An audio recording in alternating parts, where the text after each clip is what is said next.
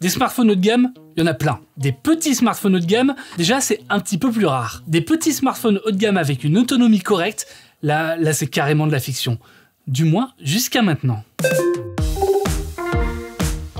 Aujourd'hui, on a pas mal de smartphones haut de gamme qui sont dans un petit gabarit. Je pense notamment au Samsung Galaxy S21 classique ou au Google Pixel 5. Mais généralement, ces smartphones, ils ont beau être haut de gamme, ils ont quand même quelques gros sacrifices. Et je pense notamment à la batterie quand c'est pas les performances. Par exemple, le Pixel 5, il a une bonne batterie, mais il n'a pas un Snapdragon 865, mais seulement un Snapdragon 765. À l'inverse, Samsung propose une puce haut de gamme. En revanche, sur l'autonomie, c'est vraiment pas ça. De mon côté, lorsque j'ai déballé le téléphone pour la première fois et que je l'ai découvert et que je l'ai pris en main, ça a été un coup de cœur instantané, tout simplement parce que juste regardez-moi comme il est tout mignon.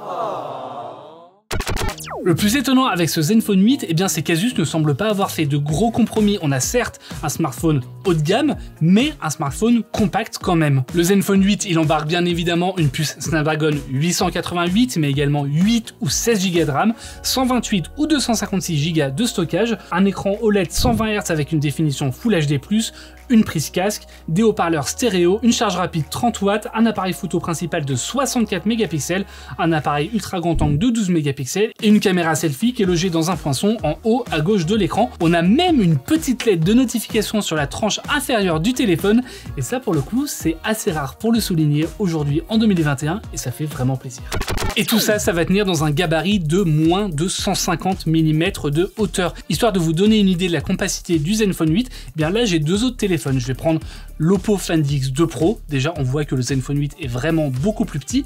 Et puis là j'ai un autre smartphone assez compact qui date pour le coup de 2018 et que j'avais beaucoup apprécié à l'époque. C'est le Huawei P30 classique et on voit que le téléphone d'Asus, il est même plus petit que le Huawei P30. Faut dire qu'Asus a vraiment voulu séduire les amateurs de petits smartphones avec son Zenfone 8. Histoire de vous donner une idée, on a un smartphone qui est encore plus compact que ce que propose Samsung avec le Galaxy S21, puisque là, on a un écran de 5,9 pouces sous les 6 pouces, alors que le S21, c'est 6,2 pouces. Alors, il ne s'agit pas là de faire encore un test complet, parce que le téléphone vient tout juste d'être annoncé, je le teste seulement depuis quelques jours, donc j'ai pas encore pu vraiment tester à fond l'autonomie ou les performances notamment, mais en revanche, déjà, je peux vous dire que ce smartphone, il plaira vraiment à tous les amateurs de smartphones avec des petits écrans. Surtout que malgré ce qu'on peut lire souvent dans les commentaires sous les articles ou sous les vidéos YouTube, eh bien les gens certes ont l'air d'apprécier les téléphones avec un format assez compact.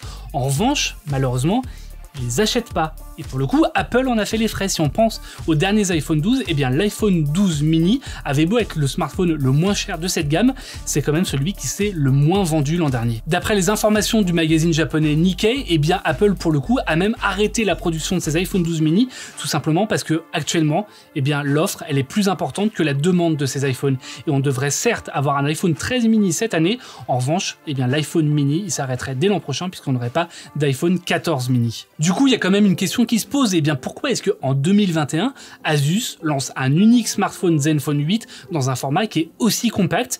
Eh bien parce qu'Asus s'en fout, voilà pourquoi. Ce qu'il faut bien comprendre en fait, c'est tout simple, c'est que Asus, pour le coup, les smartphones chez eux, ça représente une part vraiment marginale de leur chiffre d'affaires. Asus, avant tout, c'est un fabricant d'ordinateurs et de composants informatiques. Les smartphones, ils en font à côté, mais c'est vraiment pas grand-chose comparé au chiffre d'affaires que peut faire Huawei, Samsung ou Apple, par exemple, sur les smartphones. Et puis Asus, ils ont des équipes qui sont vraiment très réduites par rapport aux autres marques pour s'occuper vraiment uniquement des smartphones. Du coup, même si leur smartphone, il se vend pas par dizaines de millions, eh bien c'est pas grave, parce que l'investissement n'aura pas été énorme du côté du constructeur taïwanais. Et c'est ça justement qui permet à Asus de proposer des smartphones qui sont vraiment originaux. Rappelez-vous, il y a 2 ans, comme l'an dernier, eh bien Asus avait lancé un smartphone sans caméra selfie puisque c'était l'appareil photo principal qui pivotait pour se retrouver directement en face de l'utilisateur. C'est Asus également qui a été l'un des premiers constructeurs de smartphones à proposer un smartphone orienté gaming avec le ROG Phone, avec des caractéristiques qui sont parmi les meilleures du marché. Et puis c'est Asus qui cette année propose un seul smartphone haut de gamme avec un format tout rikiki. Parce que oui, l'intérêt du Zenfone 8 avant tout, c'est sa prise en main parce qu'on a vraiment un smartphone qui tient vraiment dans la paume de la main, qui est confortable à utiliser, alors qu'il a quand même une épaisseur qui est relativement importante avec 8,9 mm de profondeur. Cette épaisseur, c'est justement ce qui va permettre au téléphone de se loger assez confortablement au creux de la main. Et tant qu'on est un petit peu sur le design, on va pouvoir parler du reste et des contours notamment avec le dos, avec un dos en verre qui est complètement mat, des contours en aluminium partout autour, et puis un bouton de mise en veille qui va gratter un petit peu, qui est pas hyper confortable, mais qui a un avantage, c'est qu'il peut être personnalisé pour lancer une application lorsqu'on fait 2 appuis par exemple. Un autre point que j'apprécie particulièrement, eh bien, c'est l'emplacement du lecteur d'empreintes digitales qui est placé suffisamment haut, ils ont pensé à ça, pour ne pas avoir à se tordre le pouce lorsqu'on l'utilise.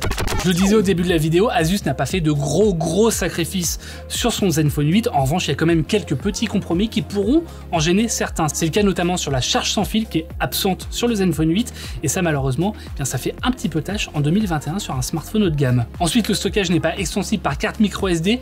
Alors certes, 128 ou 256 Go de stockage, ça devrait suffire pour la plupart des gens. En revanche, eh bien, ça aurait été toujours sympa de pouvoir l'étendre davantage. Enfin, personnellement, je regrette qu'on n'ait pas de véritable téléobjectif, mais simplement un zoom numérique dans le capteur de 64 mégapixels, et on verra dans le test complet si ça suffira pour proposer un zoom numérique x2 qui soit suffisamment convaincant. Évidemment, le test complet, il va arriver bientôt. D'ici là, le Zenfone 8, il est déjà disponible en précommande au prix de 699 € pour la version 8 128 Go, au prix de 749 € pour la version 8 256 Go et au prix de 819 € pour la version 16 256 Go. Moi, je vous remercie d'avoir suivi cette vidéo. Je vous invite à faire un tour sur frandroid.com. Il y a une prise en main en version écrite que vous pouvez retrouver. Vous pouvez également retrouver la fiche du Zenfone 8 avec les liens pour l'acheter au meilleur prix. Et moi, je vous invite également à faire un tour sur Twitter, sur Facebook, sur Instagram et même sur Snapchat. Et je vous fais de gros bisous. Je vous dis à très bientôt sur Frandroid.